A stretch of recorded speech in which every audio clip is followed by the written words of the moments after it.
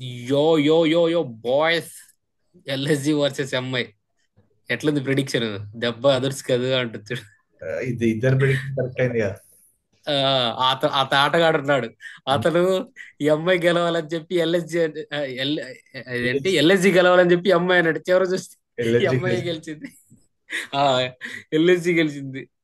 కానీ అయిపోయాడు.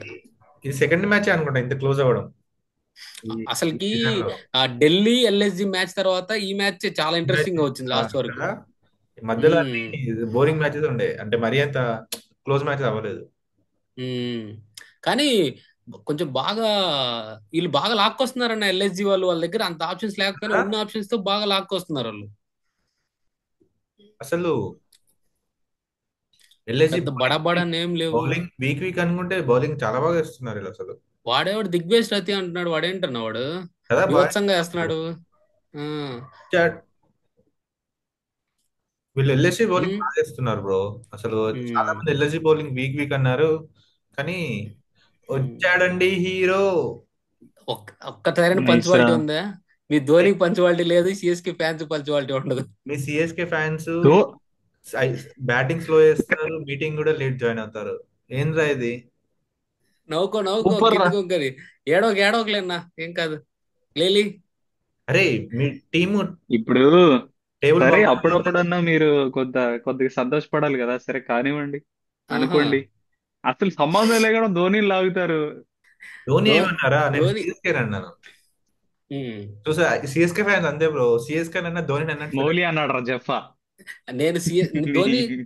ధోని అన్నా, ధోని అంటే సిఎస్కే, సిఎస్కే అంటే ధోని అంటారు కదా అందుకు. ఆ ఇంకా బ్రో, చెప్పండి చెప్పండి మ్యాచ్ ఇంకా. మ్యాచ్ గురించి మాట్లాడండి బ్రో. మీరు మా మ్యాచ్ చెప్పు. సిఎస్కే సిఎస్కే లేకుండా ఒక ఓకే వీడియో కూడా ఓకేలే. అవ్వదులే. ఐపీఎల్ గురించి సర్లే. మాట్లాడితే ఆబ్వియస్ గా సిఎస్కే ఊసి తీయాల్సిందే, లేకపోతే అవ్వదు. సరే సరే సరే. కానివ్వండి. నీ ప్రిడిక్షన్ బాగా కరెక్ట్ అయినట్లుందన్న. ఎస్, ఎల్ఎస్జి గెలుస్తుందని చెప్పాగా. అబ్బా. ఎల్ఎస్జి అంటే అని చెప్పాను నేను. కాదు, ఎంఐ అని చెప్పేవారు అనుకుంటా. నేను చెప్పిన చూడు, లేదు లేదు లేదు. నేను స్లో వీడియో చూసుకో. Pitch. Slow pitch, MI batsmen fail అవుతారు, ఎల్ఎస్జి గెలుస్తుందని చెప్పా. ఎవరు ఎంఐ ఎవరు అన్న మళ్ళీ లాస్ట్ లో మార్చినట్టున్నావు. ఓకే ఎల్ఎస్జి గెలవాలని చెప్పి బయటికి ఎంఐ అని చెప్తా అని చెప్పావు అనుకుంటా. లేదు లేదు లేదు, ఇదే ప్రెడిక్షన్. ప్రెడిక్షన్ తప్పవద్దని తెలుసు, కానీ ఇదని చెప్పా, అదే కరెక్ట్ అయింది. నైస్. ఏంటి మరి ఇంకా?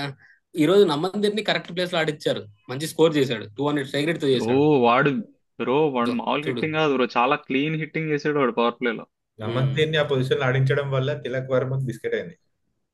ఉమ్. అరే తిలక్ వర్మ సంథింగ్ రాంగ్ రా, టైం చేయలేకపోతున్నాడు. దానికి తోడు లాస్ట్ లో రిటైర్డ్ చేయించారు వాడితోటి. చాలా కాన్ఫిడెన్స్ అసలుకి తగ్గిపోద్ది యాజ్ అ ప్లేయర్. చాలా. కాదు, ఒక ఇంటర్నేషనల్ బ్యాట్స్మెన్, అది కూడా కెప్టెన్ గా చేసినాడు ఇండియా ఏ టీం కి. అలాంటి అతను లాస్ట్ లో రిటైర్మెంట్ ఇచ్చి అవుట్ అవడం అనేది చాలా బిగ్ థింగ్ అన్న. మన గల్లీలోనే కనెక్ట్ అవ్వకపోతే వెళ్ళాం మనం.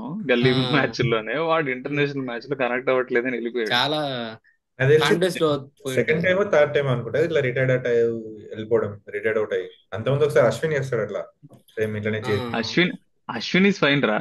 ఆ. కానీ అంతేలే వాడు. Tilak is top order bats. Basically confidence పోయింది వాడు కంప్లీట్ గా.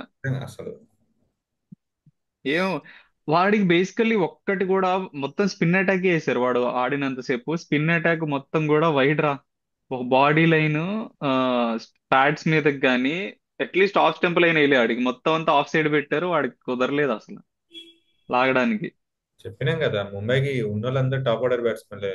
టాప్ ఆర్డర్ ని మిడిల్ ఆర్డర్ పంపిస్తే అట్లనే ఉంటది. ఎన్ని మ్యాచ్లను సూర్య అని ఆడుతున్నా, మిగతా వాళ్ళు చేయలేరు. చూడు. మనం ఉమ్. అనుకున్నట్లు ఆ పిచ్చు తిలక్ వర్మ ఆడలేడు అనుకున్నా, హార్దిక్ పాండ్యా ఆడలేడు అనుకున్నా, వాళ్ళిద్దరు ఫెయిల్ అయ్యారు చూసా.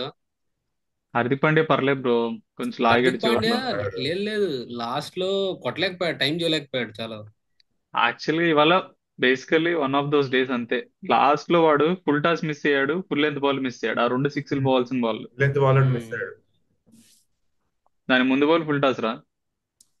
అట్లా కాదు, వాడు ఆ బాల్ సింగిల్ తీసుంటే నెక్స్ట్ బాల్ మళ్ళీ శాండర్ సింగిల్ వచ్చిన 2 balls 2 runs ఛాన్స్ ఉండదు. అరే ఇప్పుడు వచ్చిన తర్వాత అయిపోయిన తర్వాత చెప్పొచ్చురా, కానీ ఆ మూమెంట్ లో ఆడేమనుకుంటాడు, నేను 3 బాల్ ఆడే ఛాన్స్ ఉంటది కదా అని వాడనుకుంటాడు. It's okay. ఏమనిపిస్తుంది విచ్ ఇస్ కరెక్ట్ జనాలు చూసుకుంటే. జనరల్ గా ఫ్యాన్స్ నన్ను అడిగితే మీరే ఆ చెప్పాలి ఫ్యాన్స్ అంటే. కాన్ఫిడెన్స్ తోటి గెలిపిద్దాం అనుకుని వెళ్ళాడు. బట్ కొన్ని రోజులు వర్కౌట్ అవుతుంది, కొన్ని రోజులు వర్కౌట్ కాదు. ముంబై లాస్ట్ 3 ఓవర్స్ లో 40 రన్స్ ఉన్నప్పుడు ఎన్ని మ్యాచ్లు గెలిచుంటదన్న. లాస్ట్ ఆ ఫినిషింగ్ వాళ్ళకి అంత స్ట్రాంగ్ ఉండేది. ఇప్పుడు అదే చూడు. పొలాడ్ బ్రో అప్పట్లో. బ్రో 3 ఓవర్స్ 50 రన్స్ ఉన్నప్పుడు కూడా కొట్టిన రోజులు ఉన్నాయి. పొలాడ్ అప్పుడు ముంబై హార్దిక్ పాండ్యా కూడా ముంబై ఇస్ వేరే నోన్ ఫామ్ ఫర్ లో చేసింగ్. ఉండేవాడు. ఉమ్. ముంబై అట్లా చాలా మ్యాచ్లు గెలిచింది ఓడిపోయే మ్యాచ్లు అప్పట్లో. హార్దిక్, పోలార్డ్ చాలా గెలిపించారు. బౌలింగ్ లో ఓడిపోయే అలాంటిది మ్యాచ్లన్నీ మలింగా బుమ్రా గెలిపిస్తారు అప్పట్లో. వాళ్ళు 2 ఫైనల్ నా 1 కొలుస్తారు బ్రో. మా ఉమ్. మీదే కదా 1 రన్ శార్దుల్ అది ఠాకూర్ ఒకసారి రెండు ధోని ఎల్బిడబ్ల్యూ అవుతాడు.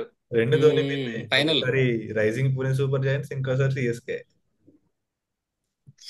ఏమన్నా శార్దుల్ ఠాకూర్ మెచ్చుకోవాలన్నా. లాస్ట్ బట్ 1 ఓవర్ 6 బాల్ 6 ఇచ్చాడు. 6 రన్స్ ఇస్తాడు.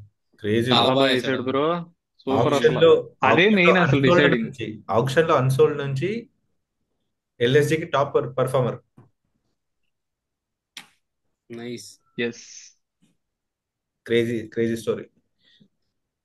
కానీ ఫస్ట్ స్కోర్ యాజ్ యూజువల్ గా మన పంత్, మన డిసప్పాయింట్ చేయలేదు. Pan star pan star Pant